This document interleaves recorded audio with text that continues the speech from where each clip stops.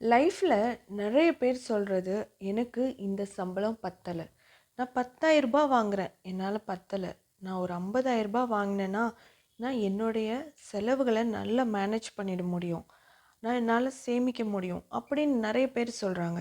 அது முற்றிலும் தப்பு. ஏன் சொல்கிறேன்னு பார்த்தீங்கன்னா, இன்றைக்கி உங்களுக்கு 10,000 ரூபாய் நீங்கள் சம்பளம் வாங்கும் போது 50,000 ரூபாய் வாங்கணும்னு தோணும். நாளைக்கு நீங்கள் 50,000 ரூபாய் வாங்கும்போது, நான் 1,00,000 ரூபாய் வாங்கினேன்னா என்னுடைய செலவுகளை நான் சரி பண்ணிடுவேன், என் பிரச்சனைகளை நான் சரி பண்ணிடுவேன் அப்படின்னு சொல்வீங்க. ஆனால் இந்த காலத்தில் கம்மியாக சம்பளம் வாங்கினாலும் சரி, ஜாஸ்தி சம்பளம் வாங்கினாலும் சரி, எல்லாருக்கும் கஷ்டம் இருந்துகிட்டே தான் இருக்குது.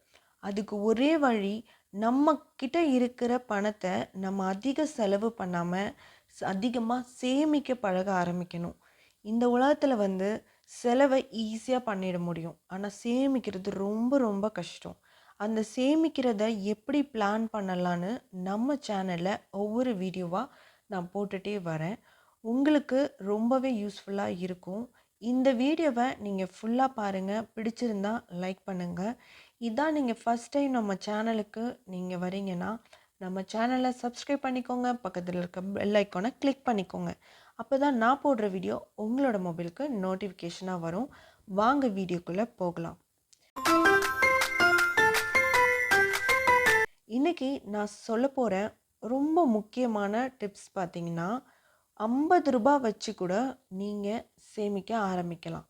ஒரு நாளைக்கு 50 ரூபாய் வச்சு நீங்கள் 72,000 ரூபாய் வரைக்கும் நீங்கள் சேமிக்க முடியும். அது எப்படின்னு தான் நான் இந்த வீடியோவில் சொல்லிகிட்ருக்கேன். என்னன்னு பார்த்தீங்கன்னா, நீங்கள் ஒரு மாதம் கணக்கு எடுத்துக்கோங்க. ஒரு மாதத்தில் ஃபஸ்ட்டு 1லேருந்து 10 வரைக்கும் 50 ரூபாய் சேர்க்க ஆரம்பிக்கலாம். டே 1 50 ரூபாய், டே 2 50 ரூபாய், அப்படின்னு டே 3 50 ரூபான்னு ஒரு நாளைக்கும் நீங்கள் 50 ரூபாய் எடுத்து வைக்க ஆரம்பிங்க. 50 ரூபா எடுத்து வைக்கும் போது 1லேருந்து 10 தேதிக்குள்ளே 500 ரூபாய் உங்களுக்கு கிடச்சிரும். அடுத்தது 11லேருந்து 20 தேதிக்குள்ளே நீங்கள் ஒவ்வொரு நாளைக்கும் 40 ரூபாய் எடுத்து வைங்க. 40 ரூபாய் எடுத்து வச்சிங்கன்னா அந்த 10 நாளில் உங்களால் 400 ரூபாய் சேர்க்க முடியும். அடுத்தது 21லேருந்து 30 தேதிக்குள்ளே 30 ரூபாய் எடுங்க. 30 ரூபாய் எடுத்திங்கன்னா அந்த 10 நாளில் 300 ரூபாய் சேர்க்க முடியும். ஆக மொத்தமாக 500 + 400 + 300, இதை மொத்தமாக கூட்டினா 1,200 ரூபாய் ஒரு மாதம் நம்மளால் இந்த 50 ரூபாயில் ஸ்டார்ட் பண்ணி சேர்க்க முடியும். என்னால் மாதம் முழுக்குமே 1லேருந்து 30 வரைக்குமே என்னால் 50 ரூபாய் சேர்க்க முடியும், ஒரு நாளைக்கு என்னால் 50 ரூபாய் எடுத்து வைக்க முடியும்னா தாராளமாக நீங்கள் பண்ணலாம். இன்னும் நமக்கு ஒரு 300 ரூபாய் ஜாஸ்தியாக தான் கிடைக்கும். அப்போது 500 500 500ன்னு பார்த்தீங்கன்னா 1,500 ரூபாய் நமக்கு ஒரு மாதத்துக்கு கிடைக்கும். இப்போது நான் சொல்லியிருக்க கணக்கு வச்சு நான் சொல்கிறேன் பாருங்கள். இப்போ உங்களுக்கு ஒரு மாதத்துக்கு 1,200 ரூபாய் கிடைக்குதுன்னா ஒரு வருஷத்துக்கு அதை கணக்கு பண்ணிங்கன்னா 14,400 ரூபாய் வரும். 1,200 × 14 14,400 ரூபாய். அதே ஒரு 5 வருஷத்துக்கு நீங்கள் அதை கணக்கு பண்ணிங்கன்னா 72,000 ரூபாய் வரும். அப்போது இப்படி தான் நம்ம ஒரு சின்ன விஷயமா ஒரு சின்ன அமௌண்ட்லேருந்து ஒரு சேமிப்பை ஸ்டார்ட் பண்ணணும். நம்ம எடுத்தோடனே இன்றைக்கி நான் ஒரு மாதத்தில் 10,000 ரூபாய் சேமிக்கணும், ஒரு மாதத்தில் 5,000 ரூபாய் சேமிக்கணும்னா அது முடியாது. நம்ம ஒரு நாளைக்கு இந்த மாதிரி சேமிக்கலாம். ஒரு உண்டியல் சேமிப்பு மாதிரி நீங்கள் சேர்க்க ஆரம்பிங்க. ஒரு பெரிய உண்டியல் வச்சுக்கோங்க. உங்களுடைய டார்கெட்டு நான் ஒரு 5 வருஷம் இல்லை 3 வருஷம்னு வச்சுக்கிட்டு, இன்றைக்கி உங்களால் 100 ரூபாய் பண்ண முடியும்னா அதுவும் ரொம்ப நல்லது. 100 ரூபாய் போட்டிங்கன்னா மாதம் 3,000 ரூபாய் கிடைக்கும். இல்லை என்னால் அவ்வளோதுக்கு பண்ண முடியாது, ஆனால் இது பண்ணுறத நீங்கள் ப்ராப்பராக டெய்லியும் என்னென்ன அமௌண்ட்டு போடணும்னு நினைக்கிறீங்களோ அந்த அமௌண்ட்டை கண்டிப்பாக போட்டிருக்கணும். இன்றைக்கி நான் இந்த 1லேருந்து 30க்குள்ளே நான் 50 ரூபாய் போடுறேன் அப்படின்னு நான் பிளான் பண்ணேன்னா அந்த 50 ரூபாய் டெய்லியும் போடணும். ஃபஸ்ட்டு நம்மளால் அது டெய்லியும் 50 ரூபாய் போட முடியுமான்னு நம்ம ஃபஸ்ட்டு திங்க் பண்ணிக்கணும். நமக்கு முடியுமான்னு நம்ம பார்த்துக்கணும். அதுக்கேற்ற மாதிரி பார்க்கலாம். இல்லைனா இது மாதிரி பார்க்கலாம். 40 ரூபாயோ இல்லை 20 ரூபாய், இந்த மாதிரி உங்களுடைய தேவைக்கேற்ப உங்களால் எவ்வளவு சேமிக்க முடியுமோ அதுக்கேற்ற மாதிரி நீங்கள் சேமிக்க ஆரம்பிக்கலாம். இது நான் பேட்டர்ன் சொல்லி கொடுக்குறேன், அவ்வளோதான். இந்த மாதிரி சேர்த்திங்கன்னா நீங்கள் சேர்க்குற அமௌண்ட்டுக்கு ஒரு 5 வருஷம் கழித்து ஒரு அமௌண்ட் கிடைக்கும். அதை நீங்கள் ஆர்டியாவோ இல்லை போஸ்ட் ஆஃபீஸில் வந்து நான் நிறைய வந்து போஸ்ட் ஆஃபீஸில் அதிக இன்ட்ரெஸ்ட் கொடுக்குற ஸ்கீம்ஸ் பற்றிலாம் நான் வந்து நம்ம சேனலில் வீடியோஸ் போட்டிருக்கேன்.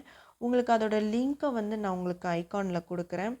நீங்கள் செக் பண்ணி பாருங்கள். உங்களுக்கு அதில் நல்லா புரியும் எதில் நம்ம இன்வெஸ்ட் பண்ணால் நமக்கு அதிக வட்டி கொடுப்பாங்க அப்படின்னு. பேங்க்கை விட நமக்கு போஸ்ட் ஆஃபீஸில் நிறைய ஜாஸ்தி வட்டி கொடுத்துட்ருக்காங்க.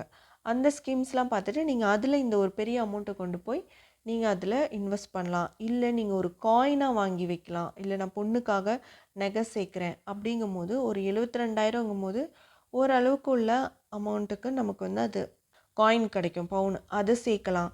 இன்னும் சில பேர் வந்து நான் மாதம் மாதம் மந்த்லி பேமெண்ட்டில் வந்து நான் வந்து காயின் வந்து சேர்த்துட்ருக்கேன். அதாவது இந்த ஸ்கீம்ஸ், கோல்டு ஸ்கீம்ஸு இந்த மாதிரிலாம் பண்ணிகிட்ருக்கேன் அப்படிங்கிறவங்க ஓகே. இன்னொன்று, இந்த அமௌண்ட் வந்து சவரிங் கோல்டு பாண்டில் போடலாம். இந்த மாதிரி நிறைய ஸ்கீம்ஸ் இருக்குது. அந்த ஸ்கீம்ஸ்லலாம் வந்து நீங்கள் இதை வந்து இந்த அமௌண்ட்டை வந்து போடுறதுக்கு உங்களுக்கு யூஸ்ஃபுல்லாக இருக்கும். அது ஒரு பெரிய அமௌண்ட்டு நமக்கு பின்னாடி கிடைக்கும். ஒரு 5 வருஷம் கழிச்சு அதுக்கப்புறம் திருப்பி ஒரு அமௌண்ட்டு நமக்கு நல்ல ஒரு அமௌண்ட்டில் கிடைக்கும். இந்த மாதிரி சின்ன சின்ன மாதிரி சேர்த்து தான் நம்ம ஒரு பெரிய அச்சீவ்மெண்ட் பண்ண முடியும். எனக்கு வந்து இன்றைக்கி சம்பளம் வந்து கம்மியாக இருக்குது, நான் 50,000 இருந்துச்சுன்னா நான் வந்து என் கடனெல்லாம் அடைச்சிருவேன் அப்படின்னு சொல்கிறது சுத்தமான பொய். நீங்கள் 50,000 வாங்கினீங்கன்னா நாளைக்கு உங்களுக்கு 1,00,000 வாங்கணும்னு உங்களுக்கு அந்த ஆசை வரும். அப்பா, நான் 1,00,000 சம்பாதிச்சேன்னா என் பிரச்சனையெல்லாம் தீந்துரும் அப்படின்னு அது வந்துட்டே தான் இருக்கும். உங்களுக்கு அதோடைய பண தேவை, பணம் இதெல்லாம் அதிகமாயிட்டு தான் இருக்கும். நீங்கள் இன்றைக்கி 10,000 சம்பாதிக்கிறவங்களும் 1,00,000 சம்பாதிக்கிறவங்களுக்கும் என்ன சேமிக்க முடியாத காரணம்னு பார்த்தீங்கன்னா, அதுக்கேற்ற அளவுக்கு நம்ம செலவு பண்ணுறது தான். செலவு ஜாஸ்தி இதில் இருக்கிறதுனால தான் நம்மளால் சேமிக்கிறத ஜாஸ்தி பண்ண முடியல. செலவை எப்படி கம்மி பண்ணணும்னு பார்த்துட்டு நம்ம சேமிக்கிறத ஜாஸ்தி பண்ணலாம். சில பேர்லாம் ப்ரெஸ்டீஜுக்காக செலவு பண்ண ஆரம்பிக்கிறாங்க. அதெல்லாம் வேண்டாம். மற்றவங்களுக்காக எதுக்கு நீங்கள் செலவு பண்ணணும்? உங்களுக்காக நீங்கள் செலவு பண்ணுங்க. உங்களுக்காக நீங்கள் சேமிக்க ஆரம்பிங்க. மற்றவங்க அப்படி பண்ணுறாங்கன்னு நீங்கள் அப்படி பண்ணிங்கன்னா அவங்க ஒரு விதத்தில் வேறு விதத்தில் சேமிச்சிட்டு இருக்கலாம். இல்லை அவங்களுக்கு அந்த விஷயம் தெரியாமல் பின்னாடி கஷ்டப்படலாம்.